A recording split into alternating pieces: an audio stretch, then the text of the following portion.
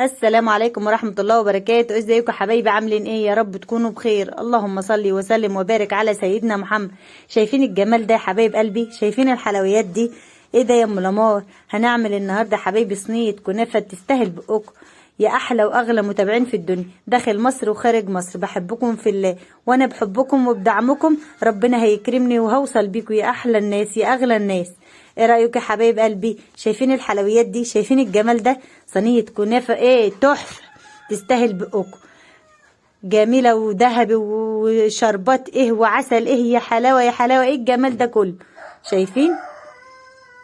شايفين الحلويات دي يا حبايبي؟ ايه رايكم؟ ده يبدوب في العسل. بسم الله ما شاء الله، كانت زي الفل. بألف هنا وشفا.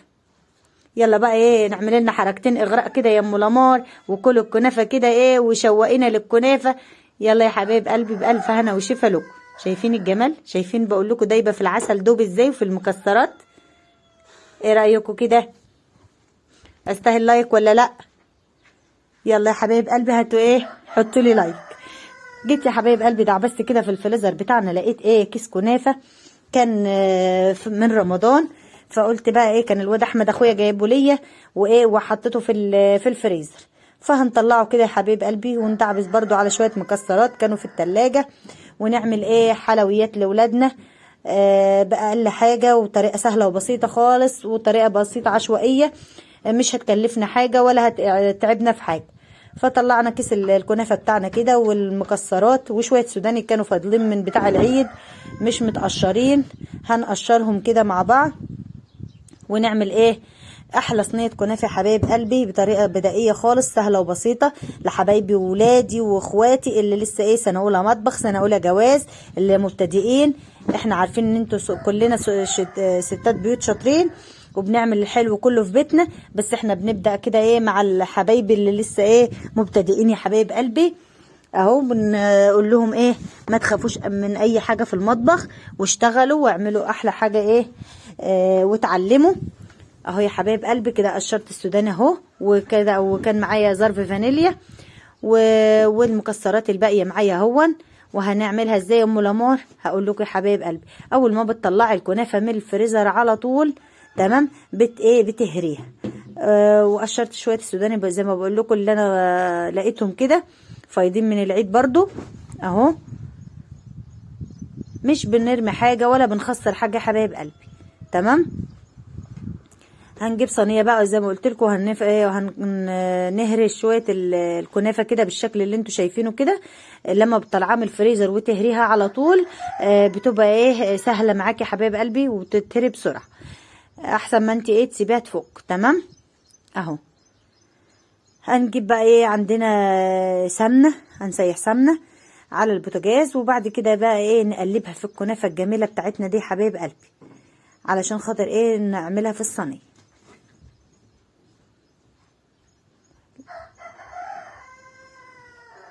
حطوا لايك بقى يا حبايب قلبي كده وشجعونا.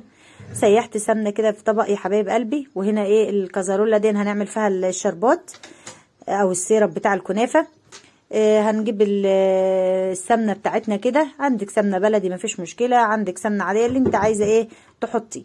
وهننزل بقى كده ايه على الكنافه بتاعتنا نقلبها بقى ايه كلها وندخل السمنه فيها كده كلها، نخليها تشرب من السمنه كلها اهو. هخلصها وارجع لكم اهو. شايفين خليناها كلها زي حبيبات الرمل كده شاربه من الايه السمنه بتاعتنا كلها.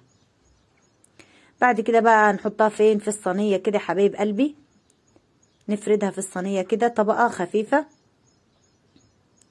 اهو، ونضغط عليها بايدينا كده يا حبايبي.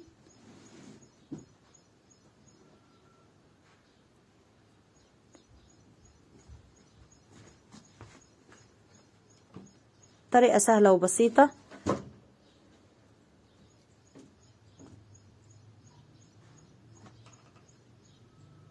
بعد كده بقى هننزل ايه بالمكسرات بقى ايه في الوسط، هنحط المكسرات وبعد كده ننزل عليها بالطبقه التانية اهو.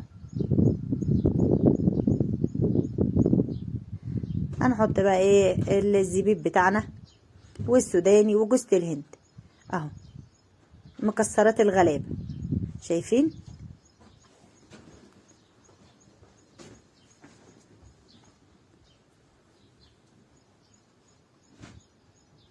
هنوزع بقى كده ايه بطريقة عشوائية السوداني كله على الكنافة كده، عشان يبقى كل الايه الاماكن فيها.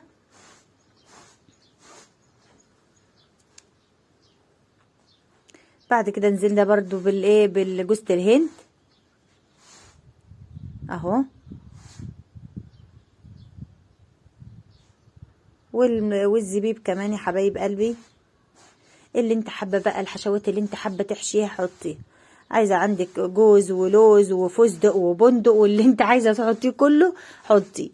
احنا بقى عملنا ايه حاجه بسيطه كده وسهله يا حبايب قلبي وسريعه، مش مكلفه، وكل حاجه كانت في البيت اهو.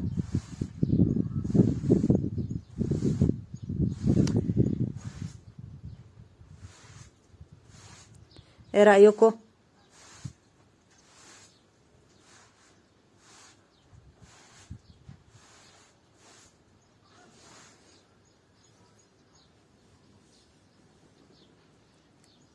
لو وصلتي بقى معايا في الفيديو لحد هنا ما تنسيش اللايك والاشتراك في القناه وتفعلي زر الجرس عشان يوصلك مني كل جديد يا احلى واغلى متابعين في الدنيا.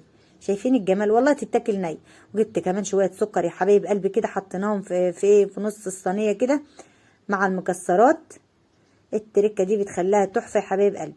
وهننزل بقى ببقيه الكنافه كده نرششها كده على الوش الطبقه التانية، ونضغط برضو بيها على بايدينا كده على الكنافه. وشوفوا بقى الجمال والحلويات وهي طالعه يا حبايب قلبي. يا خراب يا خراب، تدوبنا دوب كده. احلى صينيه كنافه دي ولا ايه؟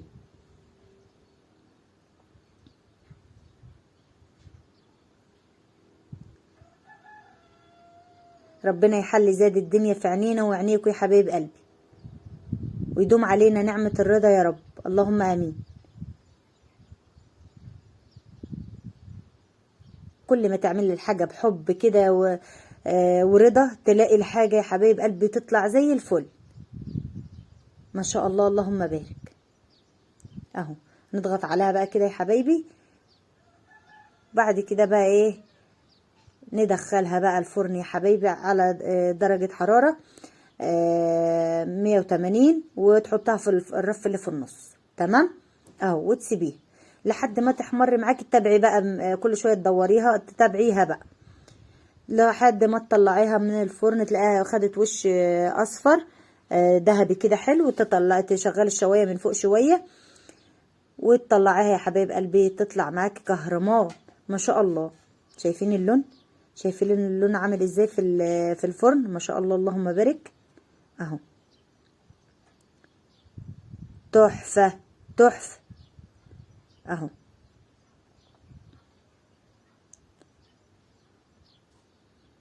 شايفين الجمال؟ ايه رايكم يا حبايب قلبي؟ ولا اروع من كده.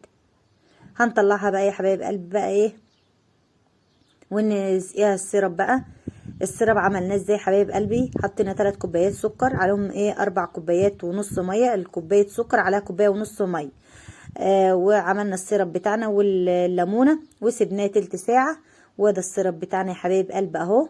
الكنافه تبقى طالعه سخنه والسيرب ايه بارد، يا اما العكس الكنافه تبرد وتحط السيرب سخن. تمام اهو يا حبايب قلبي. ايه رايكم بقى في الجمال ده؟ المحروق شويه دون الزبيب يا حبايب قلب، بس مش محروق، ده الكاميرا ظلمه والله. هو لونه ايه بني شويه بس تحفه. انا كنت بنقي الزبيب اكله بصراحه اهو. وهنقطع بقى الايه الكنافه الجميله كده معانا يا حبايب قلبي بالشكل اللي انتوا شايفينه.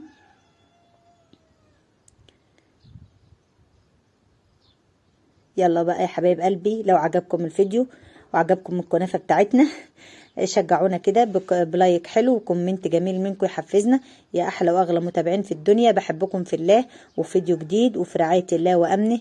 والسلام عليكم ورحمه الله وبركاته.